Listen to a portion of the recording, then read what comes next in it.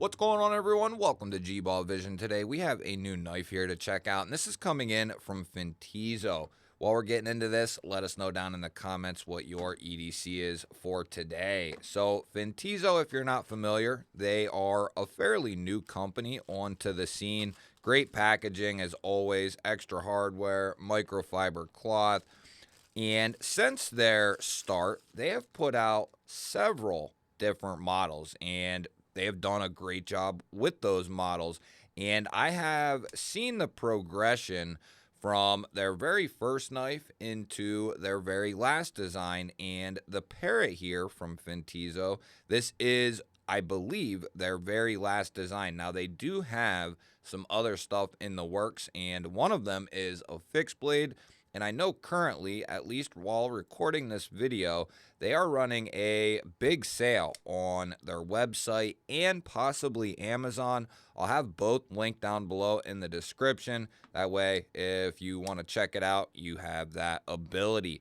Now, what are we looking at here with this knife? These are going to be right around $50. It depends on when and where you get them, but they also come in a couple of different handle materials. You're looking at a double stack G10 on this particular variant. They also come in an aluminum variant as well. These are going to be coming in 14C 28N steel, and Fintiso has done a great job with their 14C. Really nice Warncliffe style blade here. More of a modified sheep's foot, I would say, but nonetheless, a very nice blade shape for EDC and utility work. As long as you don't have to do a lot of piercing or poking, a sheep's foot is going to get the job done for you. Now, we have double stack G10 here on top of some steel liners, and they do have internal milling for a little bit of weight relief, but for the size of this knife, it has some heft to it, which we'll check here in a moment. We are also looking at dual thumb studs and a button plunge lock here for our locking mechanism and our deployment method. Now, the plunge lock on this particular model is very good. Nice strong spring, very satisfying open.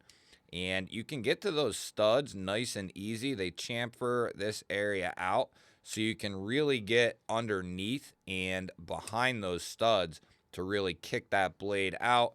And as far as the reverse flick, that is going to be the same deal there.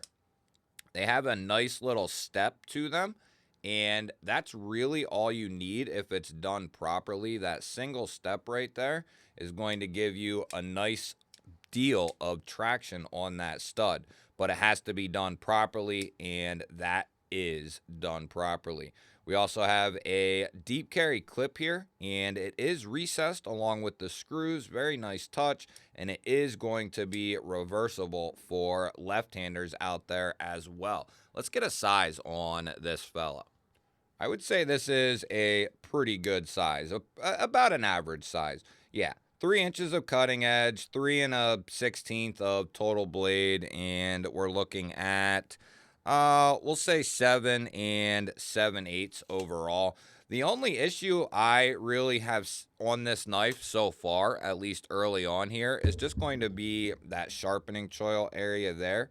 Wish that was a little bit better. Plunge come back further. I mean, you have this room in here. Move it back and then just give a little bit more of a sharpening choil there.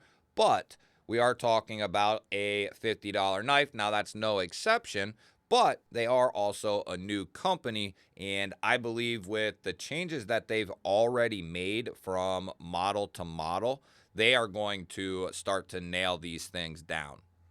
We'll put up a couple of comparison knives here. We got the Kaiser Drop Bear up top, and we have the Spyderco Parrot 3 down on the bottom here, and going to be right in line with both of those. We'll bring out a couple of larger knives, and we have the Vostede Raccoon Bowie up top there, and the Kaiser Militao on the bottom, the full-size budget version. And it's going to be right in line with that Raccoon, maybe just a smidge shorter, but it looks pretty close to that Raccoon size. We'll see what this thing looks like in the pocket here and check retention on that clip. Pretty simple clip, but I do like that.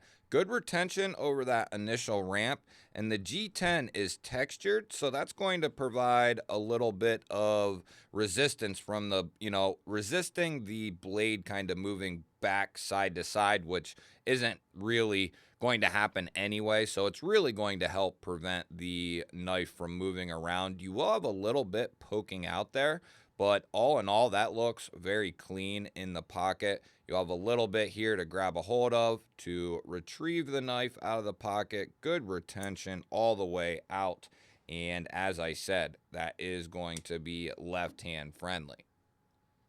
We'll go ahead and we'll get a weight on this feller here. And as I said at the beginning, this has some heft to it. We have steel liners under the double stack G10. There is a little bit of milling in there, but not a whole lot. Let's say, I want to say 3.6. Yeah, let's go with that. Oh, what? What's that say? Can you see that? 102 grams. So I nailed it. That's really all that matters. We'll go ahead and we'll get a couple of measurements on this handle and blade here. Check the handle first, see what kind of thickness we're looking at. And it's got a good, it's an average but good thickness to it. We're looking at 0.5 there. Nothing extraordinary. Our blade stock thickness here at the thickest part is coming down there right at 110. And then we'll check our behind the edge thickness here. Let's check this here. And coming in there right around 19 thousandths in that particular spot with that particular hold. But let's see how this thing cuts out of the box. We got our piece of telephone book paper here. This shit's so flimsy, I rip it when I pull it out of the actual phone book. But let's check this edge, see what we're working with. If you're not familiar with 14C, it's a stainless steel. It's very tough. It's one of my favorite steels, period. It's just one of my favorite steels, period.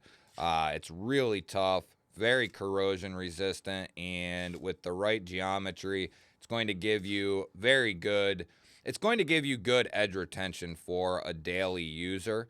And not only that, it's going to be easy to sharpen up, strop up, get an edge back on the knife for you.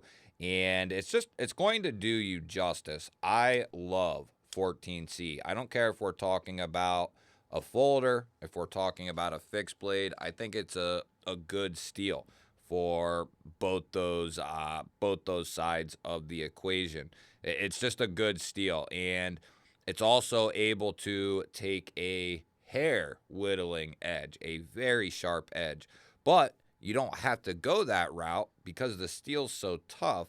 You can kind of thicken it up in a sense, or kind of roll it back a little bit if you really want to beat on it, like for a fixed blade or something like that. 14C can take that type of abuse, and you're going to find that 14C is a very affordable steel, and you're going to find it on a lot of affordable knives.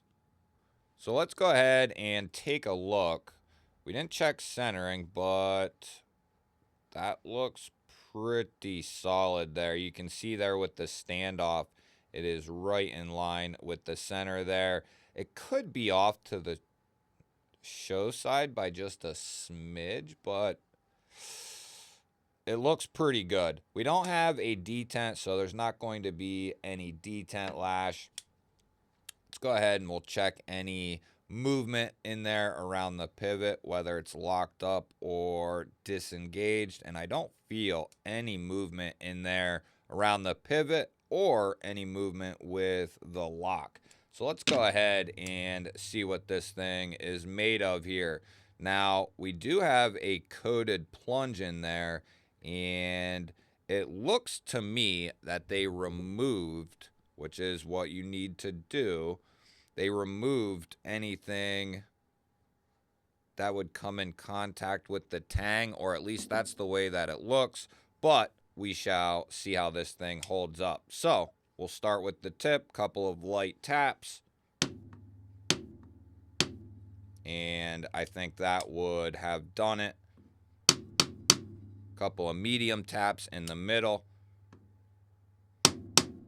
Very good.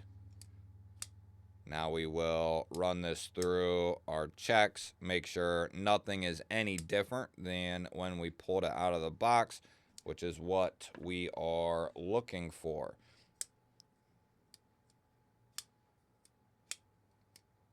Feels good. Action still feels good.